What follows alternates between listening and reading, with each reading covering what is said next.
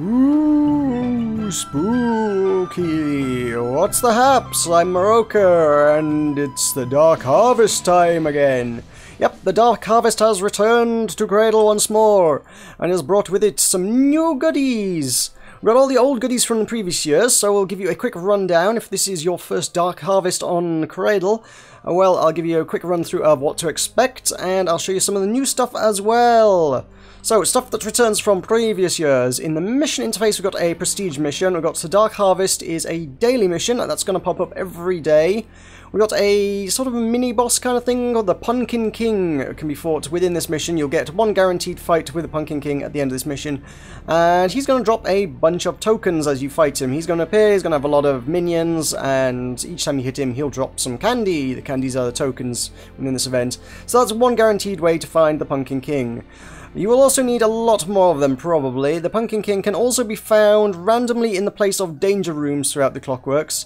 So if you go delve into any Clockworks stratum that would normally have a danger room, you know, the ones with the gear icon, those ones typically can have any floor with a gear icon that's not a deconstruction zone can have a danger room, and those can be replaced with a Pumpkin King fight.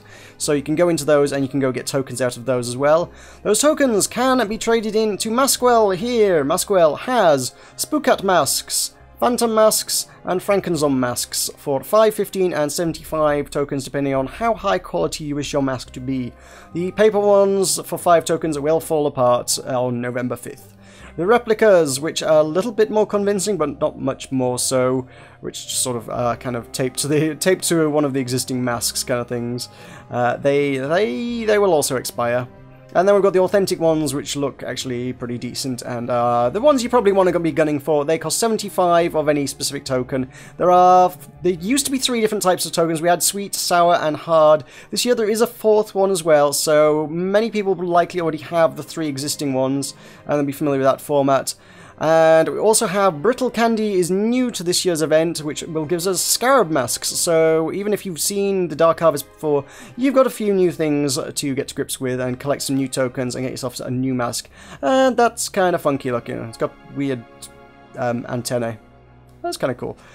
For 25 of any of those tokens, once you have bought all the things you wish to buy and have an excess, the extra tokens can be exchanged for Dark Harvest prize boxes, for which you will get yourself a bunch of the old Harvest accessories. That's not the interface I want. So you should probably have seen plenty of these before. You know, it's the ones everyone's got hundreds and hundreds of. The orange ones. The obnoxiously bright and garish orange ones, which they vendor for very little on the auction house because nobody really wants them because everybody's got them. Got piles and piles and piles of them. I've got like 3 years worth of them now, so yeah, I'm stockpiling a few here. So there's plenty there. So if you've not stockpiled them yet before, now is your chance. You can go stockpile a bunch of garish, obnoxious orange stuff.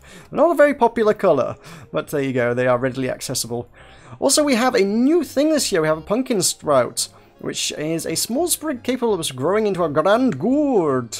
The pumpkin sprout is, well, it's obviously a material. It's available for 20 of any candy. Whether this drops in the Clockworks or not, I'm not rightly sure. It does. The description of the event says, should you find yourself in possession of a new crafting material, a visit to the mysterious alchemy machine may be in order. So, we are going to make a visit to a mysterious alchemy machine, and it's thoroughly inconvenient of them to have not put one in the Haven main yard, as it were. We've got to make our usual trek to the arcades to go find out what's going on with the mysterious alchemy machine. So as I say, I don't know if this drops from anything in the Clockworks. I suspect not, but don't quote me on that. It seems most likely that the way you're going to get those is with 5 of those tokens purchased for 20 tokens each.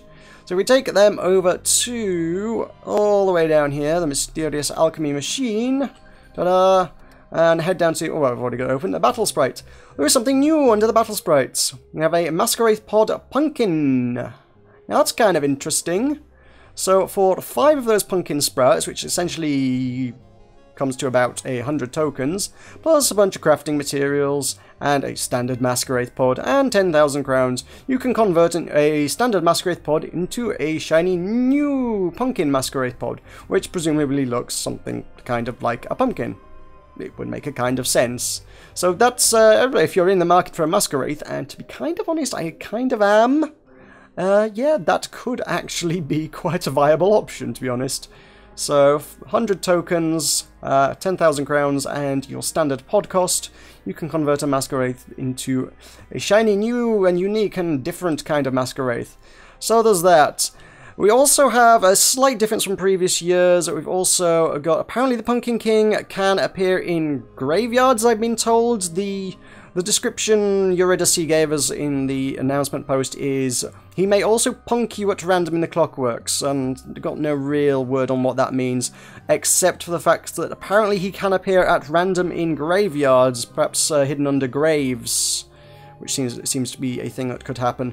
So you might have an extra opportunity to get some tokens if you do graveyard missions as well as the clockwork ones. So keep an eye out for those whilst you're making your way through the clockworks. Of course, bear in mind also that graveyards typically tend to come alongside the treasure vaults, which means it's on a random room on that particular floor, which means your actual chance of getting a graveyard is it's often a little bit kind of more 1 in 4 per floor. You're not really going to be able to find any way to guaranteed get yourself one of those.